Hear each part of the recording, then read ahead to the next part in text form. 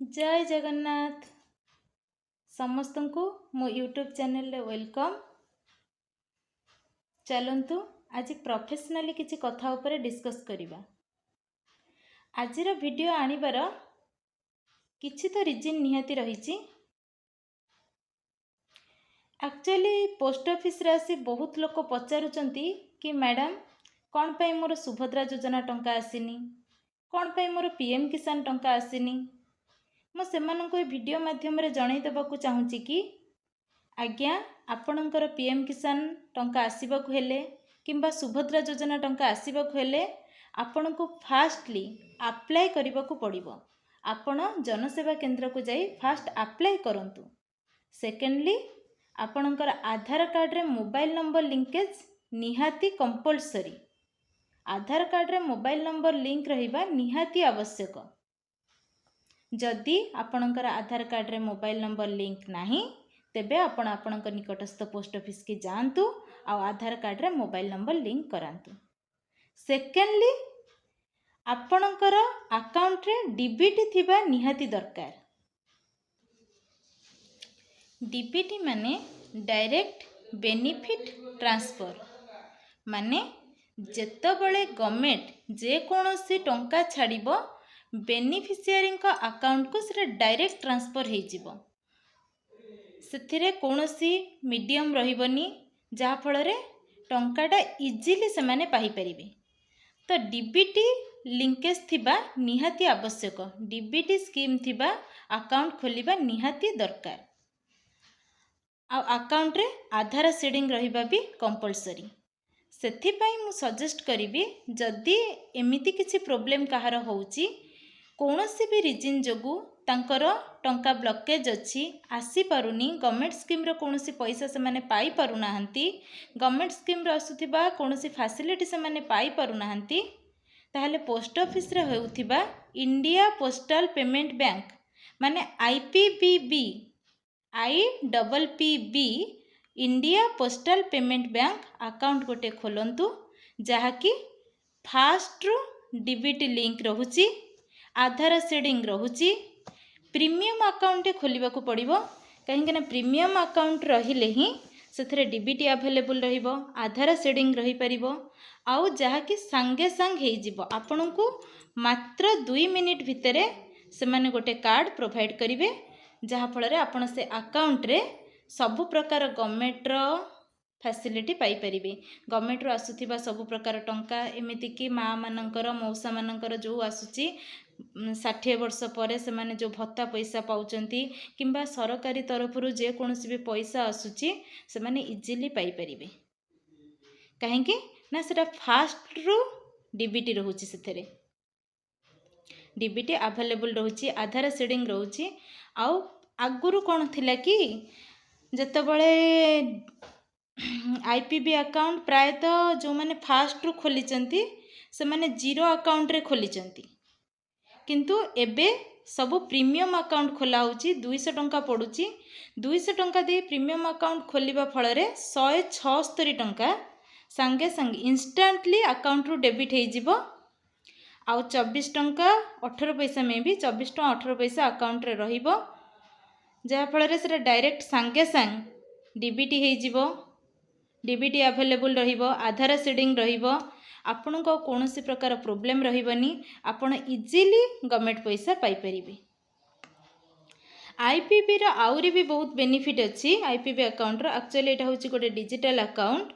एथिरे आपण post office रो जे कोनोसी भी स्कीम रहिला आपणकर एसबी हो, आरडी हो, सुकन्या हो, सबु स्कीम रे टंका बांधी परिबे।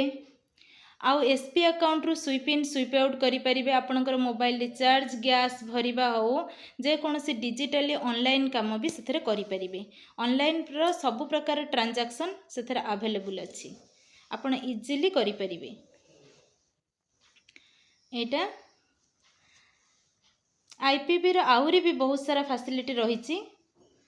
मेनली फैसिलिटी होची जो मानकर भी गवर्नमेंट पैसा आसीबारे तांको प्रॉब्लम होची, गवर्नमेंट स्कीम रो पैसा सबू ब्लॉकेज रही से मु सजेस्ट करी निकटस्थ पोस्ट ऑफिस की जातु आईपीबी अकाउंट गोटे खोली दिंतु 200 टंका दे प्रीमियम अकाउंट खोलिबे, रेगुलर अकाउंट नुहे प्रीमियम अकाउंट खोलिबे। प्रीमियम अकाउंट खोलिबा फଳରେ आपनको ସବୁ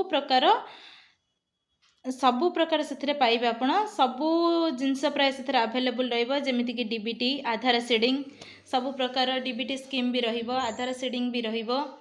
ଆପଣଙ୍କୁ ଆଉ କୌଣସି ପ୍ରୋବ୍ଲେମ୍ ରହିବନି, ଯାହାଫଳରେ ଆପଣ ଇଜିଲି ସବୁ କାମ କରିପାରିବେ। ଇଜିଲି ସରକାରରୁ ଆସୁଥିବା ସବୁ ପଇସା, ଏମିତିକି ଗ୍ୟାସ୍ ସବସିଡ଼ି ପଇସା ବି ଆପଣ ସେଥିରେ ପାଇପାରିବେ।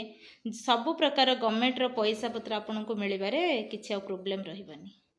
ଆଉ ଯଦି ଆପଣ ଫାଷ୍ଟଲି କହିବେ ଆପ୍ଲାଏ କରିବାକୁ ପଡ଼ିବ, ଆଉ ଆପ୍ଲାଏ ନ କରି ଆସି ପୋଷ୍ଟ ଅଫିସରେ କହିଲେ ମୋର ପିଏମ୍ କିଷାନ ପଇସା ଆସିନି, ସୁଭଦ୍ରା ଯୋଜନା ପଇସା ଆସିନି, ସେମିତିରେ କିଛି ହୁଏନି।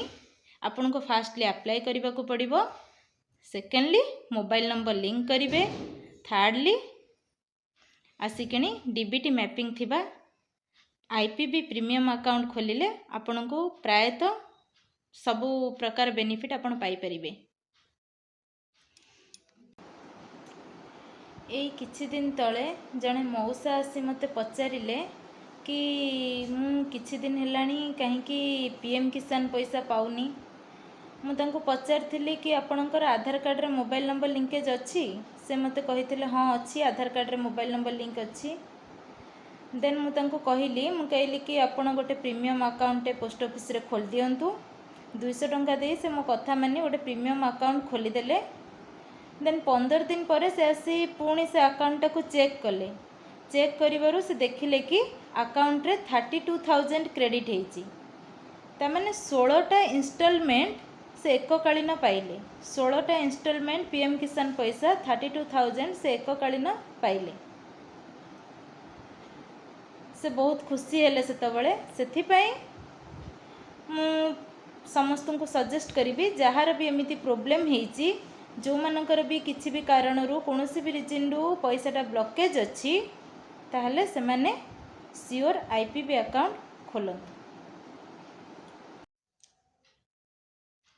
ଦେଖନ୍ତୁ, ଆଇପିବି ଆକାଉଣ୍ଟ ଖୋଲିଲା ପରେ ଆପଣଙ୍କୁ ସେମାନେ ଏମିତି ଗୋଟେ ରେଡ୍ କଲର୍ର QR କାର୍ଡ଼ ପ୍ରୋଭାଇଡ଼ କରିବେ। ଏଇଟା ହେଉଛି ଆଇପିବି ଆକାଉଣ୍ଟର ଡିଜିଟାଲ ଆକାଉଣ୍ଟର କାର୍ଡ଼ଟା। ଯଦି ଆପଣ ଆପଣଙ୍କ ଆଇପିବି ଆକାଉଣ୍ଟକୁ ଆପଣଙ୍କ ଫୋନ୍ପେରେ ଲିଙ୍କ କରିବାକୁ ଚାହିଁବେ, ଦେନ୍ ଭର୍ଚୁଆଲ୍ ଡେବିଟ୍ କାର୍ଡ଼ ଗୋଟେ କ୍ରିଏଟ୍ କରିବାକୁ ପଡ଼ିବ, ଯାହାର କଷ୍ଟ ହେଉଛି କି 25 ରୁପିଜ୍। ପୋଷ୍ଟ ଅଫିସ୍ ରିଲେଟେଡ଼୍ ଆଉ କିଛି ଯଦି ଆପଣଙ୍କର ଡାଉଟ୍ ଥାଏ, କିମ୍ବା ଆଇପିବି ରିଲେଟେଡ଼୍ ଆଉ କିଛି ଯଦି ଡାଉଟ୍ ଥାଏ, ଆପଣ ମୋତେ କମେଣ୍ଟ ସେକ୍ସନରେ ଜଣାନ୍ତୁ। କିମ୍ବା ପୋଷ୍ଟ ଅଫିସର କୌଣସି ସ୍କିମ୍ ବିଷୟରେ ଆପଣ ଯଦି ଜାଣିବାକୁ ଚାହୁଁଛନ୍ତି, କିମ୍ବା ପୋଷ୍ଟ ଅଫିସର ରିଲେଟେଡ଼୍ ଆପଣଙ୍କର କିଛି କ୍ୱେଶ୍ଚିନ୍ ଅଛି, ଆପଣ ମୋତେ କମେଣ୍ଟ ସେକ୍ସନରେ ଜଣାନ୍ତୁ। ମୁଁ ତାହା ରିପ୍ଲାଏ ଦେବା ପାଇଁ ସିଓର ଟ୍ରାଏ କରିବି। ଯଦି ଆପଣମାନଙ୍କୁ ମୋ ଭିଡ଼ିଓଟି ପସନ୍ଦ ଲାଗିଥାଏ, ତେବେ ଚ୍ୟାନେଲକୁ ଲାଇକ୍ କରନ୍ତୁ, ସେୟାର କରନ୍ତୁ ଆଉ ସବସ୍କ୍ରାଇବ୍ କରନ୍ତୁ। Thank you.